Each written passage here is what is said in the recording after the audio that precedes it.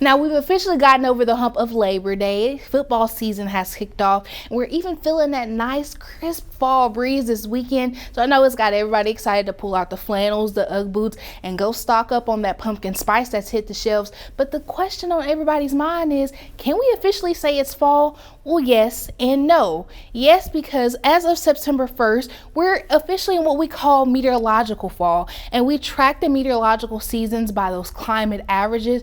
This is when we start to transition from the hottest seasons of the year to the coldest seasons of the year. So you see on September 1st, the average high was 89. By the end of the month, the average high is around 80. So that average is going to be losing almost 10 degrees between the span of September. Now, as we get into October, by the end of October, start of November, the average high now in the 60s. And by the end of November, that average high in the 50s. So although technically we haven't seen the first day of fall, we're definitely starting to feel more like fall, and I know this weekend's forecast is an indicator of that.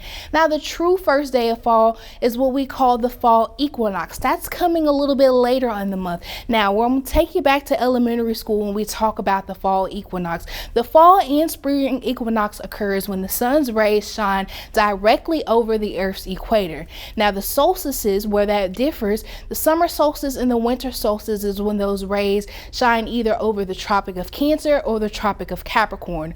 For us in the northern hemisphere, the summer solstice happens when those rays shine over the Tropic of Cancer. That's in more of the northern hemisphere, and the Tropic of Capricorn is when we see the winter solstice in the southern hemisphere. Obviously, if you live in the southern hemisphere, it's going to be the reverse. So in December, that's where they kick off summer while we're kicking off winter, and in June, we're kicking off summer while they're kicking off winter. But right now, what we're focused on is the equinox. That's coming Sunday, September 22nd, and that's occurring at 7:43 a.m. Now, as you might have noticed, each year the equinoxes and the solstices, they don't occur on the same day or sometimes even at the same time. And as we know, that's because the rotation or the trip that the Earth makes around the sun, it's not a perfect circle. That's also why we have leap years, because sometimes we can see those variances by a day or a couple minutes. So typically those astronomical dates are going to range somewhere between the 20th to 22nd. These are the most traditional dates. That astronomical winter happening